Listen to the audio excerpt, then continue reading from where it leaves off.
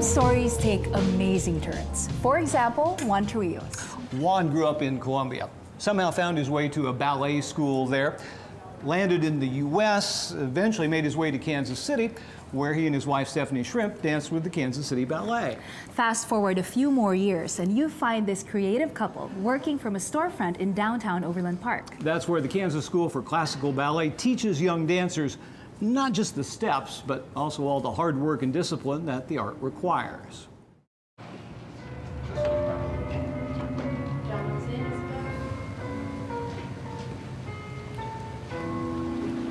These kids, some of them come 2 hours before class even starts. And not because their moms are like, oh, I need to go somewhere else, I gotta drop you off early, but because they want to be here, they're dedicated.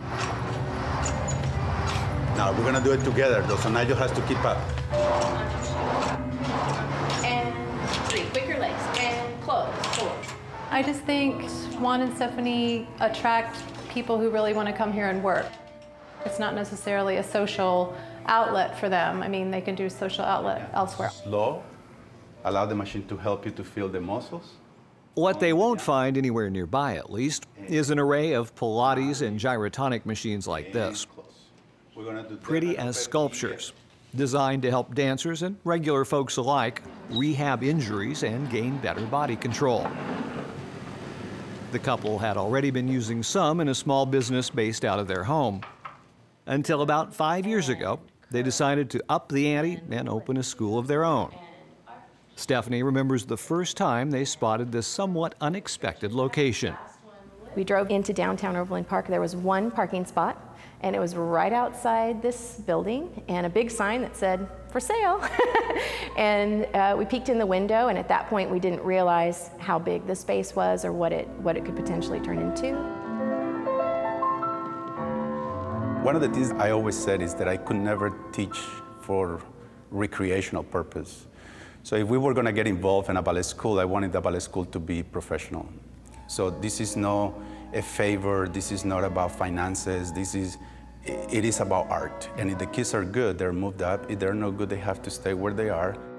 We have parents that have been with us since we started the school, and they see this progress in their kids, and they're fascinated by it. How serious the kids are taking what they do, even though that they're very young. How what we teach them here in the classroom, they're able to take it into everyday activities. We've had many years teaching experience, and over those years we kind of developed this process that we feel really works for the kids. It's a real tough love situation. They know we love them and care about them and want them to be their best, but we expect them to work at 100% all the time, with the exception of if they're injured or sick or having a bad day.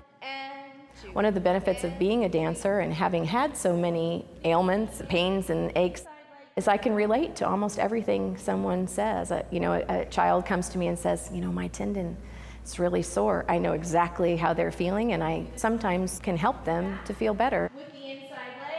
Now offering 6 levels of instruction in a complex that's larger than it looks from outside, it's hard to believe the KSCB started with only 3 students enrolled. When they opened up, we came here, we followed them over, and haven't looked back. Julie Horton's oldest son, Riley, was one of that original trio. He's now studying and working with the Houston Ballet. At 15, her younger son, Connor, aspires to do much the same. This is maybe where we spend more of our waking hours than we do at our house. We're very grateful. I don't think every ballet school feels like family, but this really does. It's a family where language isn't much of a barrier. Like many Colombian kids, Juan grew up amidst great poverty. He credits Inco Ballet, the school he attended in Cali, with literally changing his life. So now each summer, students from South America arrive in Johnson County to spend several weeks taking classes and training on the kind of equipment they might not otherwise have access to.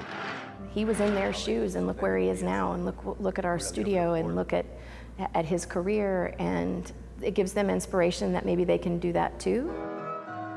It's the best part of the summer when the Colombians come and they have no idea what I'm saying and I have no idea what they're saying.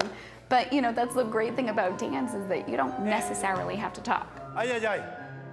Traffic problems here. It transforms this studio into something different, which is what I think is so special about it for our home kids. You know, this studio becomes an international dance studio. It's an amazing experience. It really is.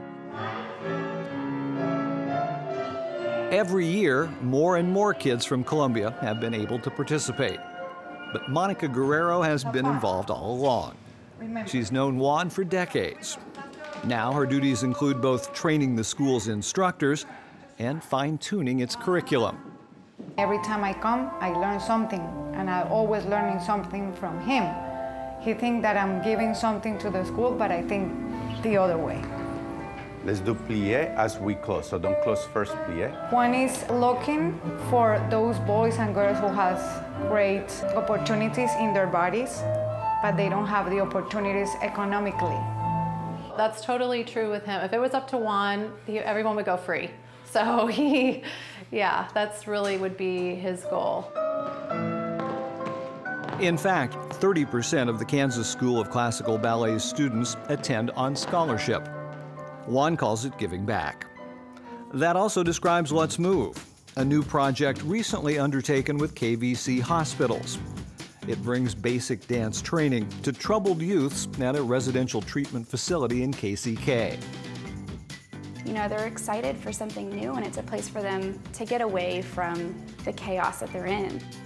To walk in there and be able to just not think about anything else for a little while, but how to move my body and what's going on.